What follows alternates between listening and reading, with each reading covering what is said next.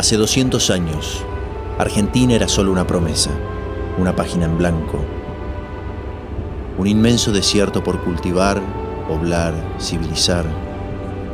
El espíritu de libertad resonaba todavía en estas tierras, en el relato de los soldados que cruzaron los Andes junto al general San Martín, o los que combatieron junto al general Belgrano. En esa época convulsionada nacería Domingo Faustino Sarmiento, el hombre que nos enseñaría con su ejemplo la más valiosa de las lecciones. El poder de las ideas es siempre más fuerte que la potencia de las armas.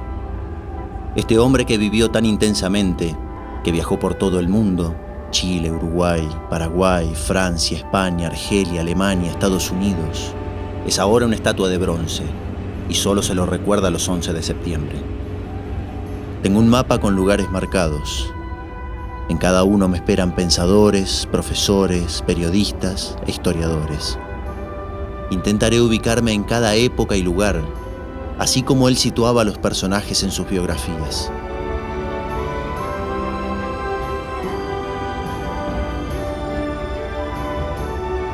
¿Quién fue realmente Sarmiento?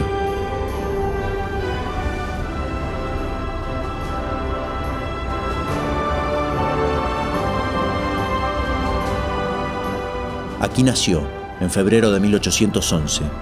Trato de imaginar cómo era esta ciudad 200 años atrás. Aquí creció junto a sus padres, doña Paula y don Clemente, y sus 4 hermanas, Procesa, Bienvenida, Rosario y Paula. La influencia de su familia fue muy importante durante toda su vida. En su árbol genealógico se cuentan soldados, un historiador, obispos y frailes. En Recuerdos de Provincia, Sarmiento cuenta que creció entre santos y espadas, las historias de su padre que cruzó los Andes en el ejército del general San Martín, y la influencia de su tío el presbítero José de Oro dejaron en Sarmiento una huella imborrable. Ellos le enseñaron a leer. A los 5 años, Sarmiento ya leía casi de corrido. En 1816 ingresa a la recién inaugurada Escuela de la Patria, donde cursó la primaria, única educación formal que tuvo en su vida.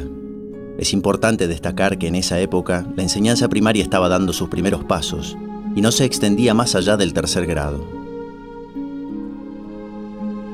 Me dirijo ahora hacia la provincia de San Luis, donde Sarmiento descubrió su vocación de maestro.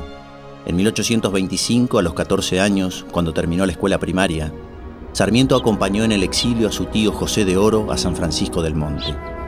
Su primera experiencia como maestro fue en este lugar. Regresó a San Juan, pero ya no era el mismo. Encontró en la enseñanza un medio de vivir y una motivación para formarse. En sus permanentes lecturas, Sarmiento encontró una fuente de inspiración: Benjamin Franklin, un político, científico e inventor norteamericano que nació en 1709 y participó activamente en la independencia de los Estados Unidos. ¿Qué tenían en común Sarmiento con Franklin? En Recuerdos de Provincia y Mi Defensa escribe: yo me sentía Franklin, ¿por qué no? Era yo pobrísimo como él, estudioso como él, y siguiendo sus huellas podía un día llegar a formarme como él, ser doctor ad honorem como él, y hacerme un lugar en las letras y en la política americana. A los 17 años se alistó en el ejército unitario. En 1828 Sarmiento inicia el camino hacia la revolución y los destierros. Los conflictos entre unitarios y federales comenzaban a marcar su vida. Sigo mi viaje hacia los esteros de Sonda, donde me espera el profesor Edgardo Mendoza. A mí me parece que Sarmiento es un hombre que está muy cerca de lo que es el concepto de modernidad. Por ende, los unitarios defienden o están más cerca de ese concepto, de allí la simpatía de Sarmiento por los unitarios.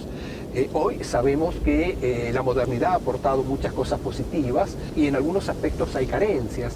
Por ende, son otros grupos sociales los que aportan ideas, los que aportan cosas que debemos estudiarlos, debemos conocerlos y debemos aprovecharlos. En 1829 asume como gobernador de Buenos Aires Juan Manuel de Rosas, a quien Sarmiento consideraba un dictador.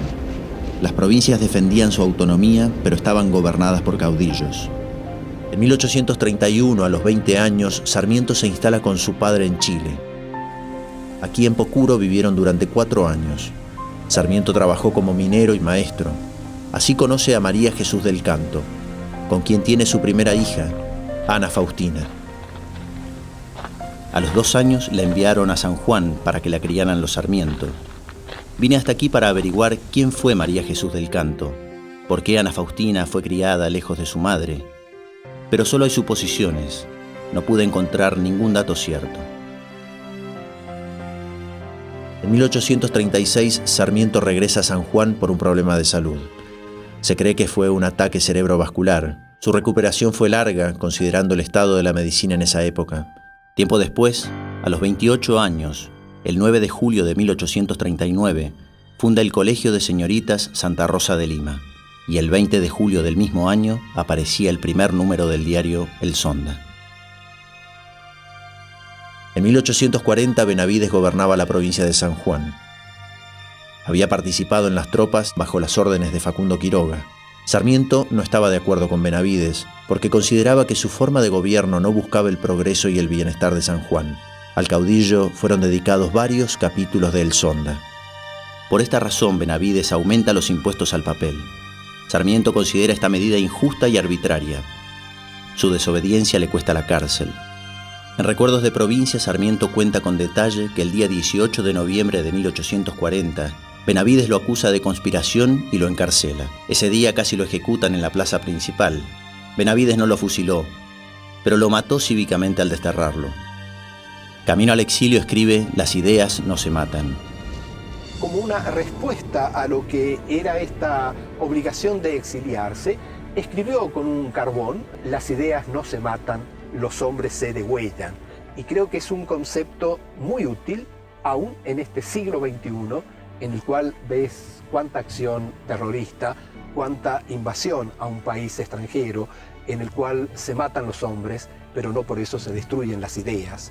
Yo diría que las razones del exilio esta segunda vez son muy similares desde lo político que el primer exilio.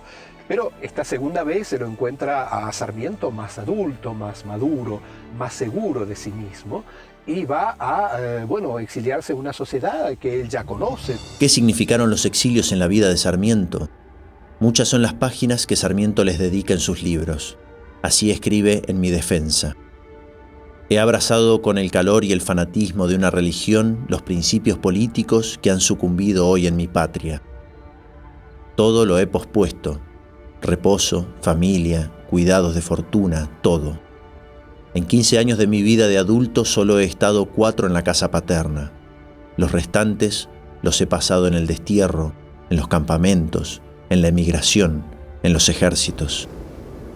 Sarmiento cruza a lomo de mula la cordillera de los Andes a Santiago de Chile. Sarmiento había sido un preso político y su experiencia como periodista no era suficiente. De igual modo, se lanza a la experiencia de escribir un artículo en un periódico de los más importantes de un país extranjero, El Mercurio de Valparaíso. Este artículo sería su carta de presentación tanto laboral como social. La Biblioteca Nacional de Chile atesora un gran archivo periodístico y literario de Sarmiento. Ahí espero encontrar información sobre su vínculo con Manuel Montt. En aquel tiempo Manuel Montt era ministro de Instrucción Pública y jefe del Partido Moderado. Sarmiento recuerda las primeras palabras que aquel importante hombre le dirigió. "Las ideas, señor, no tienen patria", me dijo el ministro al iniciar la conversación, y todo en aquel momento quedaba allanado entre nosotros, y echado el vínculo que debía unir mi existencia y mi porvenir a la de este hombre. Su encuentro en el camino de mi vida ha sido una nueva faz dada a mi existencia, y si ella fuese a arribar a un término noble, deberíalo a su apoyo prestado oportunamente. Manuel Montt fue un guía y un consejero para Sarmiento, y una de las personalidades más influyentes en Chile. Él lo guió y aconsejó como lo haría un padre. Creo que fue lo más parecido a una familia que tuvo Sarmiento en este lugar. Por primera vez en mucho tiempo, Sarmiento se sintió aceptado y respetado. Como periodista, la protección de Montt motivó a Sarmiento a expresar sus opiniones e ideas sin censura. Como educador, los unían los mismos intereses y preocupaciones. Sarmiento redacta el decreto de creación de la Escuela Normal de Preceptores, impulsada por Manuel Montt. Esta escuela fue creada en 1842 y es una de las más antiguas de Hispanoamérica. ¿Cómo imaginar que aquel maestro de 14 años en San Francisco del Monte iba a llegar a ser el director de la primera Escuela Normal de Preceptores de América del Sur? En 1845, Manuel Montt envía a Sarmiento a los Estados Unidos y a Europa con el objeto de estudiar los procesos de aprendizaje en las escuelas de aquellos países. Él sabía que el conocimiento es poder y era necesario integrarlo a la vida cotidiana.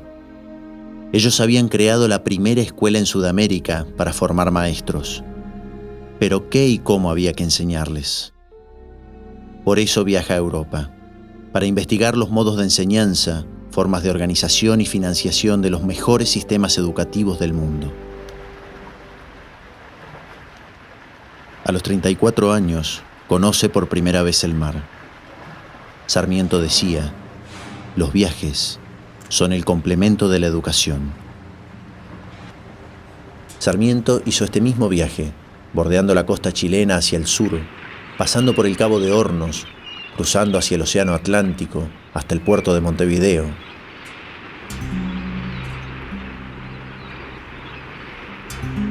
En este largo viaje escribió muchas cartas contando cada lugar, paisaje, pensamiento, anécdotas, como la de los náufragos de más afuera. Un día de extrema calma, el capitán les propone detenerse y explorar una isla que muchos suponían desierta y que Sarmiento nombra más afuera. Allí vivían 8 náufragos. Pasaron un día entero con ellos. Conocerlos lo impactó. Se sintió identificado. Sarmiento inmortaliza esta experiencia en su libro Viajes por Europa, África y América. ¿Quién es aquel que, burlado en sus esperanzas, labrado de pasiones o forjándose planes quiméricos de ventura, no ha suspirado una vez en su vida por una isla como la de Robinson, donde pasar ignorado de todos, quieto y tranquilo, el resto de sus días? Al fin, lo que veíamos era la misma situación del hombre, en presencia de la naturaleza salvaje y sacado de quicios, por decirlo así, en el aislamiento para el que no fue creado.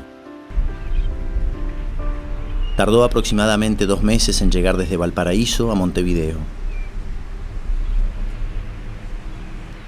Allí visitó a Esteban Echeverría, representante de la llamada Generación del 37, un movimiento intelectual de jóvenes universitarios que fundaron la Asociación de la Joven Generación Argentina, con el objetivo de rescatar los ideales de la Revolución de Mayo. En la librería de Marcos Sastre crearon el Salón Literario, donde se debatían teorías de diferentes autores europeos, como por ejemplo Tocqueville, Saint-Simon, Victor Cousin, y se difundían las obras de escritores como Víctor Hugo, Alejandro Dumas y Lord Byron. Sarmiento perteneció a este movimiento junto a Juan Bautista Alberdi, José Mármol, Bartolomé Mitre, Miguel Cané, Vicente Fidel López, entre otros. Rosas clausuró el salón por su influencia e ideas, y los integrantes del grupo tuvieron que exiliarse a diferentes países. Desde Montevideo, Sarmiento se dirigió a Río de Janeiro, donde se embarcó hacia Europa. En el barco, Sarmiento leyó a Charles Fourier, un socialista utópico francés que basaba su teoría en 3 ejes: capital, trabajo y talento. Para él era necesario construir sociedades agroindustriales en las que cada uno trabajaría en lo que mejor sabía desarrollar. Las personas ganarían en función de su esfuerzo y naturalmente el talento sería recompensado. Aquí se veían las consecuencias de la revolución industrial. Todos los países de Europa la sufrían, pero Francia era la tierra de la libertad, de la Revolución Francesa, del iluminismo.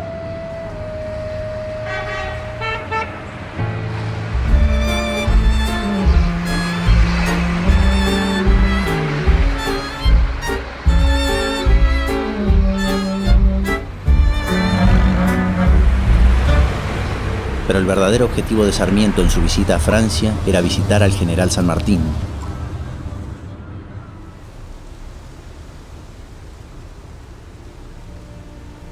Este fue el lugar del encuentro: un Sarmiento de 35 años y un San Martín de 65, padre e hijo de la Revolución de Mayo.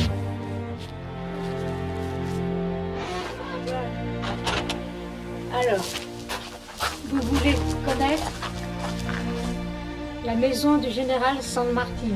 En su libro Viajes por Europa, África y América, Sarmiento inmortalizó ese histórico día.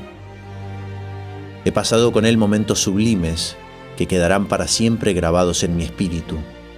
Solos un día entero, lo he visto transfigurarse y desaparecer a mi vista el champagnat de Granburg y presentárseme el general joven, que asoma sobre las cúspides de los Andes, paseando sus miradas inquisitivas sobre el nuevo horizonte abierto a su gloria. Entonces, la reducida habitación en que estábamos se había dilatado, convirtiéndose en país, en nación. Sarmiento visita España para profundizar su conocimiento sobre el uso de la lengua y la literatura española. Una de sus principales inquietudes fue el legado de la influencia de la conquista española, sus costumbres, su idioma, su religión, la Inquisición. Lo que buscaba acá era entender de dónde veníamos, nuestras raíces. Para él, la identidad de un pueblo se construía con el relato de su historia. Por eso, elegía héroes populares como personajes de sus libros, para que la gente se identificara en los relatos. En el Facundo usa al caudillo para desarrollar su concepto de la barbarie. En la vida de San Martín, usa al prócer para contar el contexto de la liberación americana.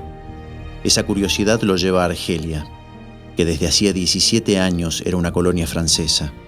Un conflicto permanente entre Oriente y Occidente, cristianismo e islamismo. Dos culturas completamente diferentes, unos peleando por conquistarla y otros por defenderla. Lo curioso es que esta lucha duraría hasta 1962. Sarmiento tuvo la oportunidad de pasar un día entero con una tribu nómade. Es aquí, en África, donde Sarmiento renueva sus fuerzas para lo que entendió sería el propósito de su vida: habitar el desierto, construir los cimientos de una nueva civilización.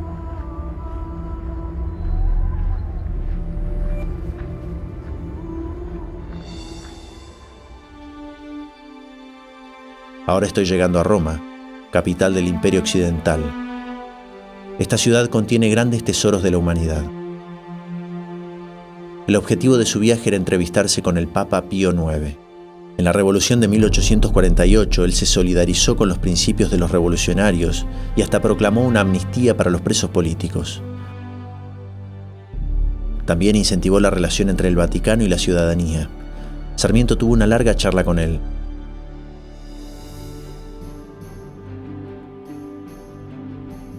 Un hombre como Sarmiento, que buscaba entenderlo todo, necesitaba conocer Roma, el Coliseo, el Vaticano, ver qué había quedado y sentir la energía de esos lugares que alguna vez habían sido la capital del mundo.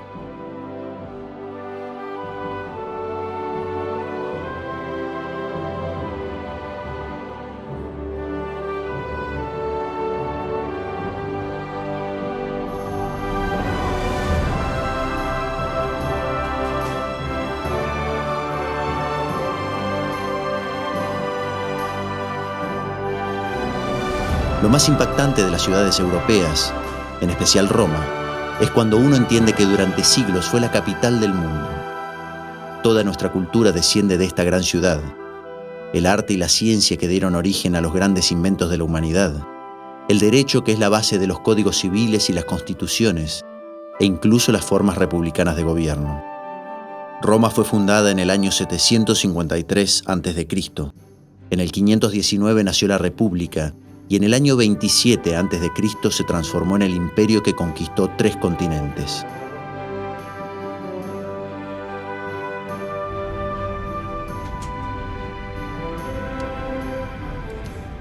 Sarmiento a esta altura del viaje está un poco decepcionado. Él había venido a Europa con una gran ilusión por aprender de los sistemas educativos. Hasta el momento veía grandes diferencias, muchos contrastes entre las capitales y los pueblos. Sarmiento conservaba aún una gran esperanza: conocer los sistemas educativos alemanes.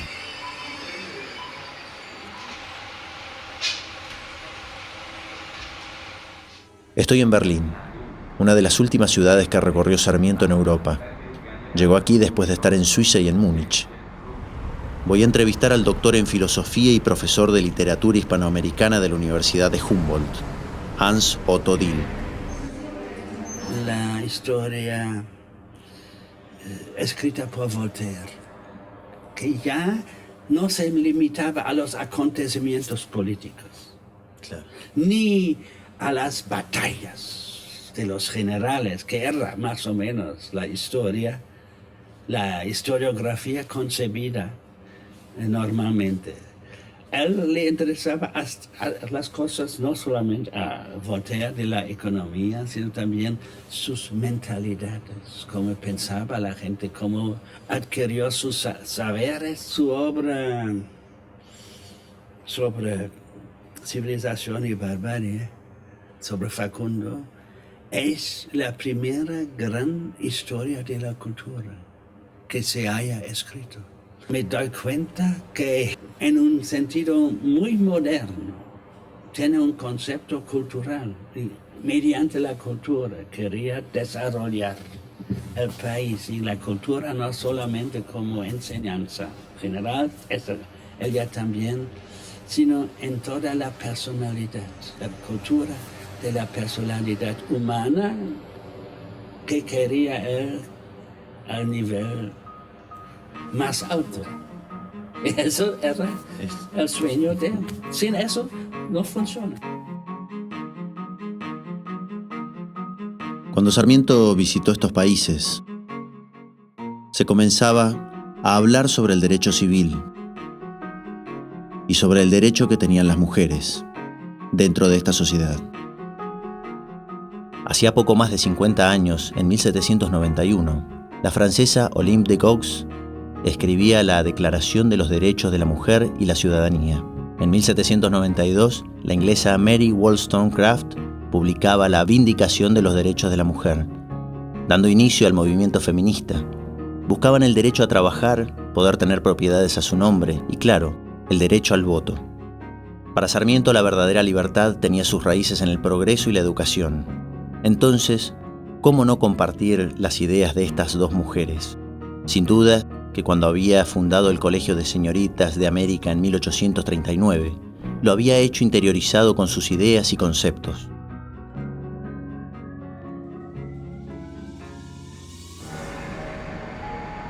La revolución industrial trajo a Europa crisis sociales, económicas y religiosas. A Estados Unidos, oportunidad de crecimiento. Sarmiento se enamoró de los Estados Unidos de 1847, de los Estados Unidos en que nacía la democracia y que dejaba atrás la esclavitud, un país que empezaba a hablar de la libertad a viva voz. Los ferrocarriles, los barcos a vapor, las fábricas, todo significaba un gran avance para este lugar que empezaba a organizarse luego de las luchas por la liberación. Aquí Sarmiento quedaba sorprendido porque podía recorrer grandes distancias, miles de kilómetros, por ejemplo desde Albany hasta Buffalo, en un tren, demorando solo 24 horas y a un precio que casi la mayoría de la gente podía pagar. Hasta el día de hoy, los trenes siguen comunicando los Estados Unidos. Durante su presidencia, Sarmiento fue instalando ferrocarriles, conectando las provincias con el puerto de Buenos Aires, activando así la industria y las comunicaciones. Este sistema ferroviario se conservó hasta los años 90. Hoy no están más. Argentina necesita de una vez por todas dejar diferencias e ideologías de lado y proponer un proyecto para que los trenes vuelvan a conectar el país. ¿Qué sería de Sarmiento con computadoras para escribir y la posibilidad que brinda Internet de estar en todos lados al mismo tiempo? ¿Qué haría él con estos medios de transporte, con estos tiempos, estas máquinas? ¿Cuánto tiempo le tomaría hoy a Sarmiento dar la vuelta al mundo? ¿Cuántos idiomas hablaría? ¿Qué haría Sarmiento con el mundo que tenemos hoy? En su primera visita, Sarmiento llegó a los Estados Unidos en 1847. Estoy camino a Washington.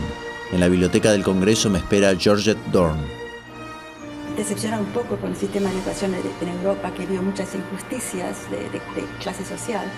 Pues ahí conoció a un senador americano que le dio una carta de presentación para Horace Mann, el famoso educador de Massachusetts. Y lo llevaron por todas las escuelas de Newton, Boston.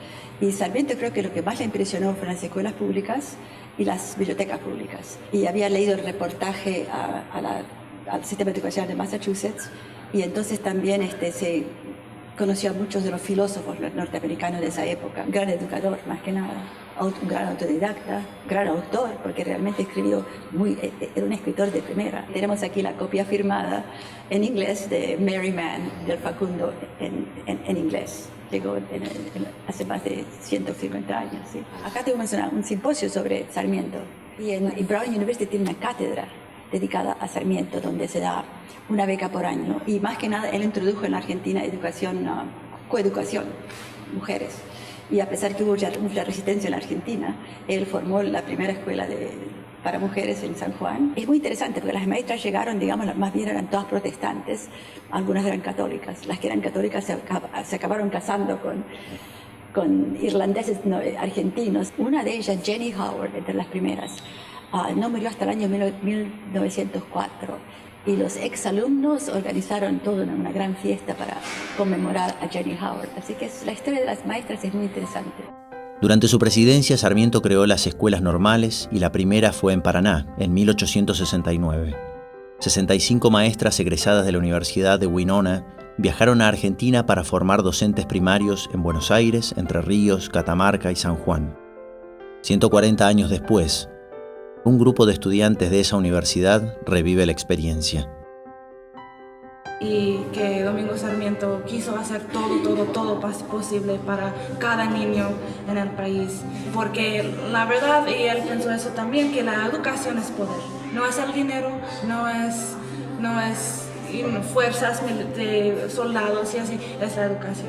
I think that all of us have a responsibility to do education, not for teachers, not even for parents, but for the kids. And that when we commit ourselves to doing education for the kids, we commit ourselves to doing it for the long term. Gracias a Sarmiento, creo que Argentina tuvo el mejor sistema educacional de toda América Latina y mucho más adelantado que en gran parte de Europa, que es muy interesante. Cuando llegué a Estados Unidos no me imaginaba el reconocimiento que tienen aquí por Sarmiento. No me imaginaba una cátedra ni una beca con su nombre. Voy camino al paseo de Commonwealth Avenue. Ahí me espera Alberto de Loca, presidente del Instituto Sarmiento en Boston. Para mí Sarmiento es un gran hacedor. Yo no conozco a nadie en la Argentina, ni en otro lado por lo menos, que haya tenido esa capacidad de hacer los ferrocarriles, el botánico, el zoológico, de llevar los gorriones, plantar los árboles, el sistema educativo, por supuesto, ser ministro, ser senador, ser gobernador, ser diputado, ser presidente. ¿Cómo hacía Sarmiento para emprender un viaje tan largo? Uno de los problemas, a mí me llama la atención, te digo, es que Sarmiento no sabía inglés. En Europa, bueno, se entendía con el español y el francés sin problema, pero acá el tipo realmente tenía su coraje en llegar hasta acá y de relacionarse con el francés. Con el dinero, bueno, me imagino que le pagaba el gobierno de Chile en el viaje ese. Aunque él, por lo que yo recuerdo haber leído, cuando está en Londres y decide venir para Estados Unidos a ver a Mann, ya estaba bien corto de dinero. En el primer viaje, creo que en 58 días que estuvo en Estados Unidos, recorrió 10 estados. Lo que sí tiene él un registro de los gastos completos. Gasté tanto en hotel, tanto en ropa, tanto en viaje. Era el único embajador realmente ambulante, que iba de un lado para otro, no estaba quieto en un lugar. Estuvo en Filadelfia, en Michigan, en Chicago. Ahora Alberto me va a mostrar la casa de Horace Mann y Mary Mann, o al menos donde estaba ubicada. Que acá encontró lo que realmente él quería, la coincidencia plena con los ideales de Mann, que le dan el impulso a él como para ir a implementarlo en Latinoamérica. El sistema educativo que Mann implementó en las escuelas de Massachusetts sirvió a Sarmiento de modelo para la Escuela Normal de Preceptores en Chile. Junto a Montt, Mann fue una de las inspiraciones y una guía para Sarmiento. They were both very intelligent men, and they were both intelligent enough to learn from other countries and their experience. So Sarmiento traveled extensively in the United States and saw places where our education system was working well, including Massachusetts, which really was a leader in the American context. Although it's also true that Horace Mann was learning from his contemporaries, and for example, he thought Prussia, in what is now Germany, had a very advanced education system, and he was learning from them. So they communicated, they wrote letters to each other, and when they could, they met in person to exchange ideas about the best systems of education going forward. And I think Mann is a bit older than Sarmiento, but I think Sarmiento got some good ideas from Horace Mann. Aquí concluye el primer viaje de Sarmiento a Estados Unidos. 20 años después, Sarmiento regresaría hablando y escribiendo perfectamente el idioma. En 1848 regresó a Chile con ideas claras de lo que quería. Retomó sus actividades de periodista. Al año siguiente publicó los libros de la educación popular y viajes por Europa, África y América. En 1849 Sarmiento se casa en Chile con Benita Pastoriza y adopta a su hijo Dominguito. En su vida las mujeres jugaron un papel fundamental.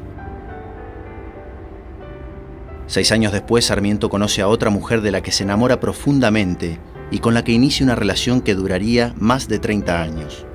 Aurelia Vélez Sarsfield, hija del redactor del Código Civil argentino, Dalmacio Vélez Sarsfield.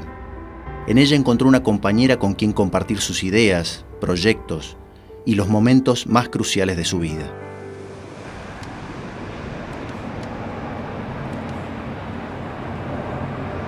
Aurelia era anfitriona de las tertulias que se celebraban en la casa de Dalmacio. De hecho, así lo conoce Sarmiento. Muy inteligente, muy formada. Su padre se había ocupado especialmente de formarla en temas que en aquellos tiempos las mujeres no transitaban, como la historia, la geografía, la política. Hablaba idiomas.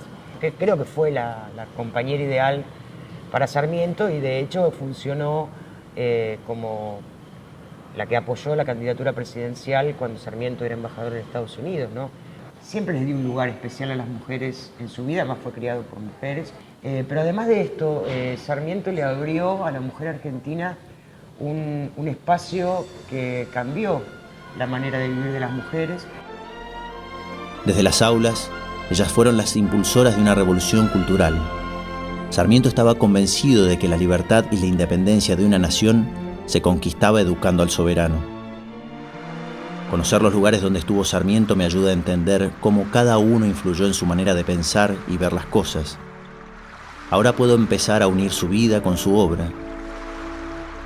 Por eso estoy en el Delta yendo a la isla Martín García, a 35 kilómetros de la ciudad de Buenos Aires. En los barcos que llevaban y traían mercancías, Sarmiento veía el progreso y la industria.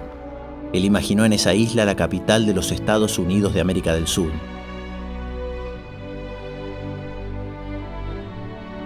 A sus 39 años, Sarmiento publica Argyrópolis. Este libro es el proyecto de país que él soñaba, porque tan importante como definir la identidad de un pueblo es proyectar una buena imagen hacia el resto del mundo. Releo Argyrópolis y la vigencia de las palabras de Sarmiento no dejan de sorprenderme. Los hombres que están a la cabeza de los pueblos y cuya voluntad representan o dominan, tienen un gran cargo que pesa sobre ellos.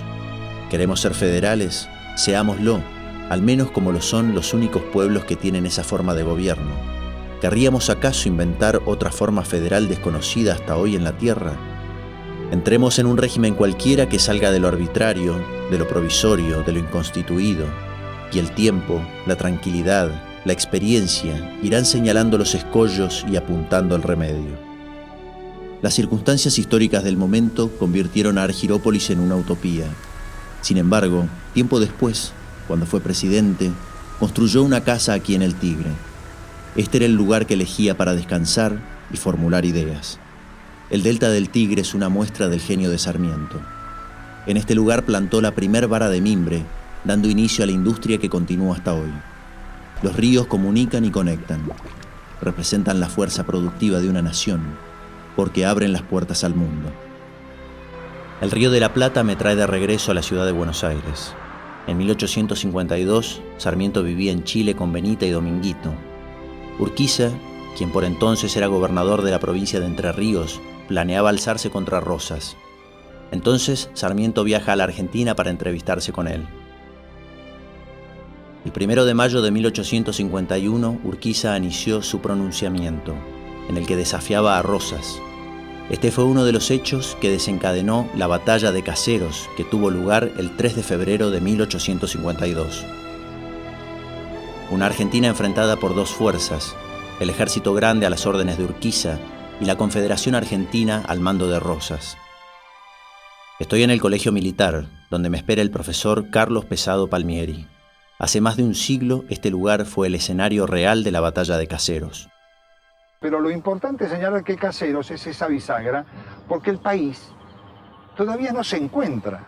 El país arranca de alguna manera con unidad por esa acción de lo que decían las presidencias tutelares. Y en todo esto está la figura de Sarmiento, llega a la presidencia de la Nación. Creo que tiene un pensamiento no solo más afiatado, sino más consciente de la realidad del país. Piensa en la educación, fíjate el nombre que le va a dar, de estos aspirantes al colegio militar, y los llama, cuando son egresados, los primeros científicos. La escuela militar. La Argentina de la Paz se construye justamente con los tutelares. Quedará la conquista del desierto, quedará la acción de Roca, pero la ley de inmigración de Avellaneda y la acción educativa de Sarmiento permiten anticipar la Argentina moderna. Un país no se hace solo, un país se hace con el esfuerzo de muchos. Ni descendemos solo de los barcos, ni somos solo la Argentina épica, porque esa Argentina épica construyó los límites de nuestra soberanía territorial. Todos sabemos que las primeras letras de nuestras madres son casi títulos universitarios hoy. Tal vez es una exageración, pero creo que Sarmiento diría con ese mismo énfasis y con esa misma capacidad de genio hispano que tenía, que se enojaba con todo el mundo y era antipático por lo general, nos diría esto: argentinos tienen una deuda enorme con la educación para que sus hijos y sus nietos sigan eligiendo este país como su país permanente. Lo dicen todos los políticos de todos los lugares. Fortalecer la capacidad de nuestros jóvenes en la educación. No se da conocimiento, sino vamos a desaparecer. Vamos a ser colonizados de otra manera. Vamos a ser colonizados por los que saben más. Luego de la Batalla de Caseros, Sarmiento regresa a Chile y retoma sus actividades. Poco tiempo después, Montt le ofrece adoptar la ciudadanía chilena. Sarmiento agradece el gesto, pero decide volver a la Argentina. Quería formar parte de la organización nacional. Obtenida la victoria, Urquiza reunió a todos los representantes de las provincias y el 31 de mayo de 1852 se firmó el Acuerdo de San Nicolás. En 1853 se sancionó la Constitución Nacional, pero Buenos Aires no aceptó algunos términos y conformó un estado aparte. 2 presidentes, 2 gobiernos, 2 constituciones. ¿Cuál era la legítima? ¿Cómo iba a organizarse una nación si sus habitantes estaban desunidos? Sarmiento le escribe una carta a Mitre profundamente decepcionado. No hemos de consentir en ser gobernados por un chino o un japonés, ni en el estado actual por un provinciano. Provincianos, es decir, argentinos no nacidos en Buenos Aires. Lo triste es que se ponga una condición puramente animal para ser el gobernador de Buenos Aires. Porque acto animal es nacer, y ni la honradez, ni el patriotismo, ni la capacidad nacen en parajes especiales. ¿Es la honradez lo que buscan? ¿Es el amor patrio de Rosas, de Galán, Gutiérrez lo que prefieren? Dios mío, es la capacidad política, pero permítanme aquí, confidencialmente, observarle que en materia de capacidad política, ustedes no tienen sino motivos de avergonzarse. No quiero decir por esto que deba renunciar a toda idea de trabajar por la posible felicidad de mi país. En 1855 Sarmiento se instaló en Buenos Aires. Después de haber leído las cartas que le escribió Sarmiento a Mitre, entiendo que no fue una decisión fácil.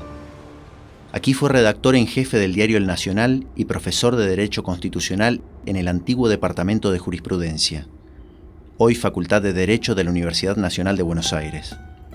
El 12 de enero de 1861 es asesinado Antonino Aberastain, amigo de Sarmiento desde la infancia. Su muerte marcó un antes y un después en la historia de los conflictos por las autonomías provinciales y su relación con el Estado de Buenos Aires, y la validez de la Constitución recientemente reformada. Conmovido por la pérdida de su amigo, pero decidido a realizar el ideal que los había unido en vida, Sarmiento asume como gobernador de la provincia de San Juan. Tenía 50 años y mucho que hacer. Durante sus 2 años de gobierno inauguró escuelas primarias, normales y técnicas, reeditó el periódico El Sonda, trazó un plano topográfico de la provincia, fomentó la explotación minera y puso en marcha un proyecto de colonización y desarrollo agrícola con los inmigrantes. Transformar la aldea es un asunto que Sarmiento se tomó muy en serio. No había casa de gobierno, por lo que Sarmiento gobernó desde su casa natal. Él mismo pintó su propia casa de blanco para dar el ejemplo a todos los habitantes. Él mismo puso la primera piedra de la primera calle que empedró. Pero sus planes se verían afectados por la noticia de la insurrección encabezada por Chacho Peñalosa. En 1863 muere el caudillo riojano. No se sabe muy bien lo que pasó.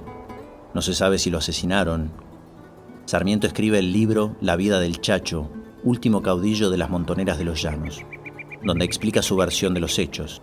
Ahora me dirijo a entrevistarme con Armando Bazán. El Chacho Peñalosa no claudicó y pese a derrota siguió luchando. Y pese a esa derrota, digamos, el propio Sarmiento tuvo que reconocer que algo verdaderamente grande debía haber en el alma de ese viejo gaucho. Con su libro Civilización y Barbarie, Vida de Juan Facundo Quiroga, era el argumento histórico que le venía bien a Buenos Aires para cimentar su hegemonía sobre las provincias. Y eso fue, en definitiva, la defensa de las autonomías provinciales y que tuviéramos realmente una nación federal. Y no la tenemos. Tengo muy presentes las palabras de Armando. Para profundizar en esta faceta busqué a Olga Fernández Latour de Botas. Civilización y barbarie están juntas en la apetencia, en el querer ser, en la configuración, en ese momento, en 1845, de los Estados del Plata. Sarmiento está lleno de matices, no se lo puede encasillar, porque él dijo, soy provinciano en Buenos Aires y porteño en las provincias, desubicado en todas partes, diciendo lo que se le venía en gana, no importaba si entendían el contexto.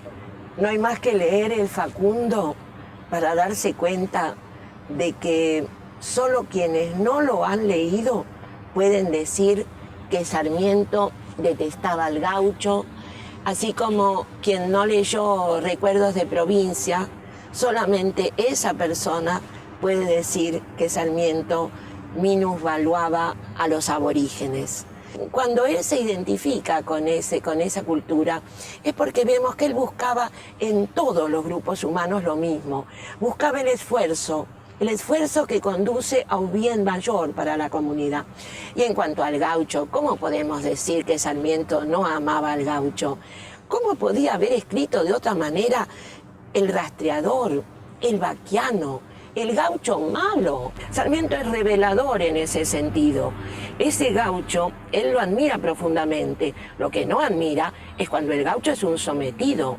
Cuando el gaucho está sometido a un totalitarismo, al mando sin freno de un caudillo, que generalmente es un hombre rico, es un hombre poderoso, es un hombre despiadado, es un hombre que no entiende de unión y por eso habla de algo que no hace, como es el federalismo como separación. Porque etimológicamente, federarse es unirse, no es separarse.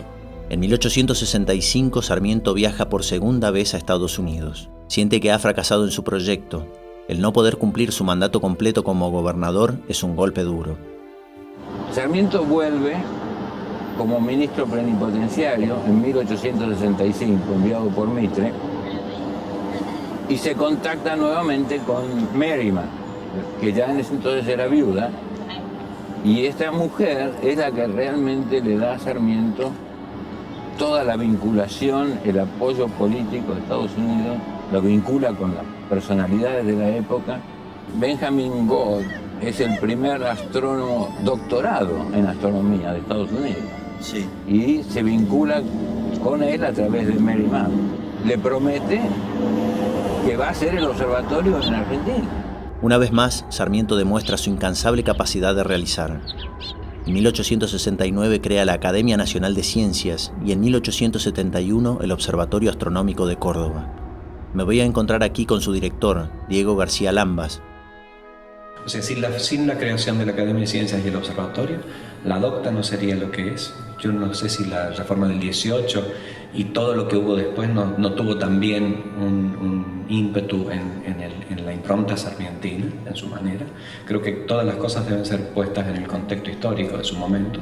Y Sarmiento fue un gran revolucionario al implantar en la Córdoba de aquel entonces una academia de ciencias, nada más y nada menos que ahí en la manzana jesuítica.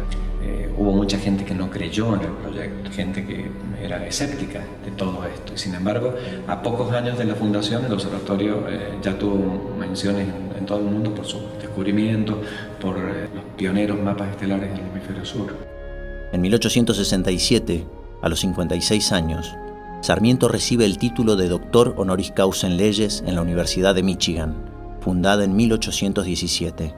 Tiene que haber significado muchísimo porque una de las misiones más importantes de la Universidad de Michigan siempre ha sido la oportunidad para estudiar. Y nadie más o nadie mejor que Sarmiento, ¿verdad? Personifica el sueño de tener la verdadera diversidad en la educación. En 1868, Sarmiento regresa a la Argentina para asumir la presidencia de la Nación. Por primera vez, un provinciano en el sillón de Rivadavia. Durante sus 6 años de gobierno, Sarmiento se concentró en concretar el proyecto de país que había soñado. Como San Martín, Urquiza y otros próceres americanos, Sarmiento era masón. Incluso hay una estatua de Sarmiento en la entrada del Templo Masón en Buenos Aires. Allí me espera Ángel Clavero, gran maestre masón que me va a explicar qué es la masonería.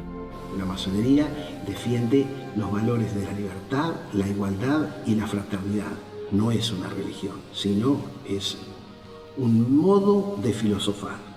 Lo que sí acepta hombres de cualquier religión que vengan y que ingresen, siempre que no sean ni dogmáticos ni fanáticos. Se distingue Sarmiento por su gran visión de ver que el desarrollo de los pueblos, el desarrollo de los países, solo podía venir a través de la educación de su pueblo. Aunque Sarmiento era cristiano, estudió en profundidad otras religiones y creencias, pero con los ojos de un hombre moderno. Sus años en San Juan fueron años religiosos, pero también al ir comenzando su camino, al ir yendo a otros lugares, va abriendo su mente a otros caminos y especialmente en la cuestión política había una confrontación muy fuerte. Parecía que eran todos enemigos y había que tomar partido. La masonería en ese momento estaba en casi todos los países de Europa, cada una con una modalidad. Esa masonería también fue algo que atrapó a Sarmiento. ¿Por qué? Porque también era una manera de uno poder relacionarse con otras personas que estaban buscando distintas cosas para traer progresos, entendidos como ellos lo entendían, a este país. Cuando él era embajador en Estados Unidos y lo nombran presidente de los argentinos, una de las cosas que dijo es que disipen las dudas que podrían tener por ser el miembro de la masonería, porque en ningún momento él iba a atacar a la Iglesia Católica. Y si realmente el masón estaba en contra de la Iglesia Católica, él a partir de ese momento iba a dejar de ser masón, porque la mayor parte de su pueblo era católico. Fue precisamente este espíritu moderno el que lo impulsó a Sarmiento a unir el pensamiento con la acción, la idea con la obra. Voy a reunirme con Eduardo Lázari, historiador, para conocer la vida pública de Sarmiento. Sarmiento es probablemente el personaje más genial que tuvo América en su historia y esa genialidad la trasladó a la acción pública y la trasladó a su gestión como hombre público. Hay que pensar que la Argentina venía de un proceso de casi 35 años de guerra civil, muy sangrienta, con diversos estados de intensidad, pero que no le había permitido a la Argentina constituir la nación. Sarmiento es quien con mayor claridad tiene su plan de gobierno en la cabeza. Es interesante ver su participación en el fomento del correo, el fomento del telégrafo, la creación de instituciones educativas. Lo que hacía era fomentar el poder del Estado, es decir, un Estado fuerte para defender las libertades, algo que a veces se lo plantea como contradictorio, pero que es, digamos, la esencia del pensamiento liberal de Sarmiento. Durante su presidencia, Sarmiento tuvo que superar muchas dificultades. La rebelión de López Jordán en el litoral, la epidemia de fiebre amarilla en Buenos Aires, el asesinato de Urquiza y la prolongación de la Guerra del Paraguay. Pero tuvo siempre a su lado personas dispuestas a acompañarlo en todo momento. Sarmiento sabía apreciar la capacidad de las personas. Por eso no tuvo ningún prejuicio en nombrar a Nicolás Avellaneda, ferviente católico, al frente del ministerio más importante, el de Justicia, Culto e Instrucción Pública. Como el gran estadista que era, para implementar su plan de gobierno, Sarmiento necesitaba conocer la realidad del país. Una de sus primeras medidas como presidente fue realizar el primer censo nacional en 1869. Argentina estaba habitada por 1.800.000 personas, y más de la mitad eran analfabetos. Entonces fomenta la inmigración europea para desarrollar la industria y la cultura. El país se encontraba aislado y necesitaba impulsar la comunicación. Gracias a que él estuvo en Estados Unidos y vio la instalación del cable interoceánico, vio cómo las noticias que se sucedían en Europa en un día llegaban ese mismo día a Estados Unidos. Conectó al país, instaló la telegrafía, la llevó a Rosario, a Córdoba, al norte, a Tucumán, a San Juan, a Mendoza, a San Luis. Entonces yo creo que la Argentina ha crecido y sigue creciendo. Es muy nuevita, frente a 500, 600 años de los países europeos o 300 de Estados Unidos. Nosotros tenemos solo 200 y recién empezamos. Como dijo Horacio, somos un país nuevo, y las raíces de lo que somos hoy las encontramos en el proyecto de Sarmiento. En sus 77 años de vida, Sarmiento hizo de todo. Fue educador, escritor, historiador, y ocupó importantes cargos públicos: concejal, gobernador, embajador, senador, presidente. Como educador inició su vida laboral a los 14 años. A los 28 creó y dirigió la primera escuela de mujeres de Sudamérica. Ideó el método de lectura gradual adoptado por todas las escuelas chilenas. A los 31 fue director de la primera escuela normal de preceptores en Chile. Siendo autodidacta llegó a ser profesor universitario a los 44 años y fue distinguido con el diploma honoris causa en la Universidad de Michigan a los 56 años. Durante toda su vida fue partícipe y defensor de la educación pública, institucionalizada finalmente en la Ley de Educación Común en 1884. Como periodista y escritor, en sus 50 años de profesión nos legó 52 tomos de sus obras completas: Recuerdos de Provincia, Facundo, de la Educación Popular, Viajes por Europa, África y América, Argirópolis, y más de 22.000 cartas dirigidas a sus amigos, familia y personalidades de la época. Como concejal, gobernador, embajador, senador y presidente, impulsó el progreso y el bienestar de su país. Participó activamente en la vida política argentina antes, durante y después de la creación de la Constitución Nacional. Sarmiento dedicó su vida entera a la formación de nuestra nación. Prueba de ello son los ferrocarriles, el telégrafo, el Colegio Santa Rosa de Lima en San Juan, la Escuela Normal de Paraná en Entre Ríos, la Academia Nacional de Ciencias y el Observatorio Astronómico de Córdoba, la Escuela Naval y el Colegio Militar de la Nación de Buenos Aires, entre otros. Como embajador fortaleció las relaciones internacionales y como presidente conectó al país con el mundo a través de cables e ideas. Porque Sarmiento fue un viajero, un ciudadano del mundo. Su espíritu, su visión y su obra trascendieron límites, fronteras geográficas, históricas, políticas, socioculturales y mentales. Creo que ahora es necesario conocer una visión fuera de las academias. Por eso me dirijo a ver al ingeniero Enrique Eskenazi. Empecé mi primario hace 80 años. Y era otra cosa. La escuela era una especie de templo. Nadie discutía a los maestros, ni a las maestras, fundamentalmente las maestras. Pero él hacía escuelas lujosas, porque él entendía que quienes fueran ahí saldrían siempre pensando en algo mucho más importante de lo que ellos vivían. Uno se puede quedar muy tranquilo diciendo, bueno, hago industrias, hago esto, hago aquello, pero no hay nada más importante que hacer seres humanos. Nosotros nos hemos acostumbrado a los héroes que están hechos en bronce, sobre un caballo o con un libro en la mano, pero no fueron así, fueron seres humanos. No podemos mirar por detalles, por anécdotas, por discurso. Tenemos que mirarlo por lo que dejaron a esta sociedad. Y entonces uno cuando lee lo que hizo Sarmiento, no entiende cómo pudo hacer tanto en tan poco tiempo.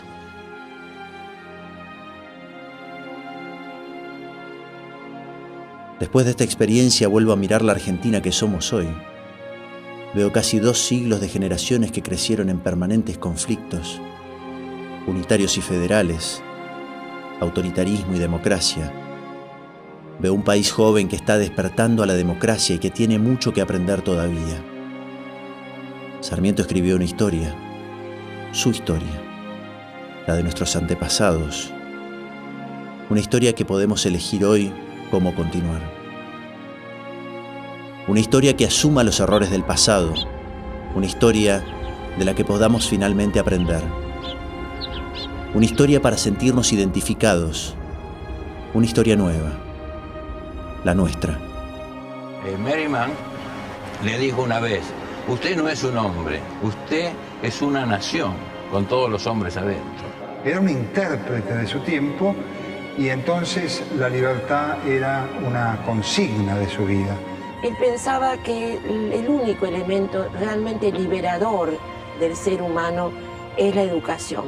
O sea, cuanto más grandes e importantes son las ideas, mucho mayor es la resistencia.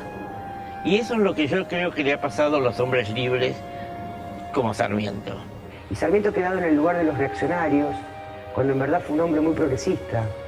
Ha quedado en el lugar de los elitistas, cuando en verdad fue un hombre muy democrático. Y tuvo el mejor nombre que se le puede dar a un grande. Lo llamaban el Loco Sarmiento. Fue la lucha tu vida y tu elemento, la fatiga tu descanso y calma, la niñez tu ilusión y tu contento, la que al darle el saber le diste el alma, con la luz de tu ingenio iluminaste la razón en la noche de ignorancia, por ver grande a la patria tú luchaste, con la espada, con la pluma y la palabra, y en su pecho la niñez de amor un templo te ha levantado y en él sigues viviendo, y al latir su corazón va repitiendo honor y gratitud al gran Sarmiento, honor y gratitud, gloria y lor, honra sin par grande entre los grandes, padre del aura, Sarmiento inmortal, gloria y lor, honra sin par grande entre los grandes, padre del aula, Sarmiento inmortal, gloria